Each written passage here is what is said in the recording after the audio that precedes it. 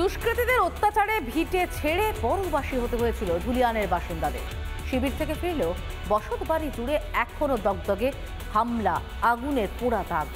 অভিশপ্ত রাতের অভিজ্ঞতার কথা মুখ্যমন্ত্রীকে জানাতে চেয়েছিলেন বৃদ্ধা মামুন মণ্ডল, কিন্তু বিডিও অফিস থেকে তাড়িয়ে দেওয়া হয় বলে অভিযোগ।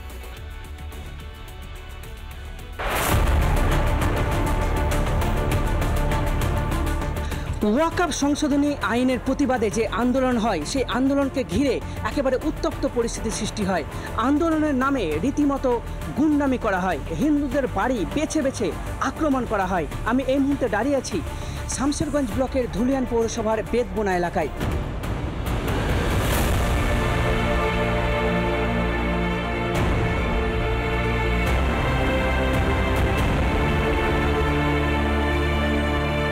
কান্নায় ভেঙে পড়েছেন মামুন মণ্ডল, কারণ সেই দিন তাদের পুরো পরিবারের ওপর নৃশংসভাবে অত্যাচার করা হয়, বাড়িতে আগুন দিয়ে দেওয়া হয়, টাকা পয়সা লুট করা হয়, এর পাশাপাশি সোনার গহনা লুট করা হয়, পোড়া থালা বাসন, এই যে কিভাবে ভাঙচুর করা হয়েছে, থালা বাসনে সমস্ত কিছু পুড়ে গিয়েছে।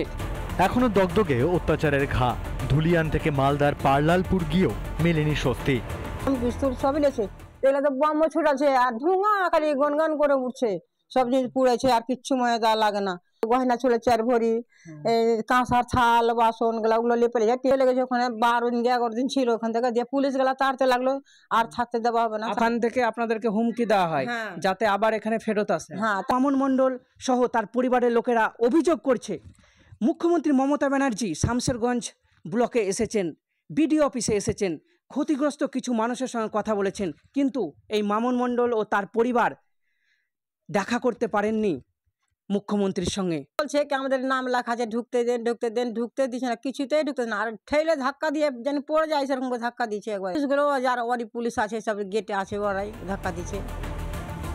এখনো নিরাপত্তাহীনতায় ভুগছে বেদবোনার মণ্ডল পরিবার। দাবি একটাই, এলাকায় স্থায়ী বিএসএফ ক্যাম্প।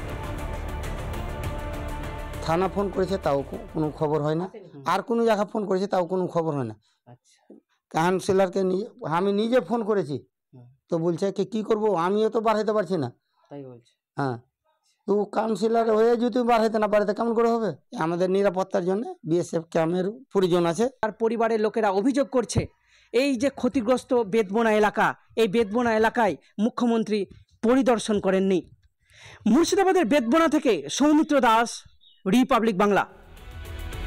নানা ধরনের কন্টেন্ট দেখার জন্য লাইক করুন, শেয়ার করুন আমাদের ফেসবুক পেজ, সাবস্ক্রাইব করুন আমাদের ইউটিউব চ্যানেল। পাশাপাশি অন্যান্য ব্রেকিং নিউজের জন্য অবশ্যই চোখ রাখুন রিপাবলিক বাংলায়।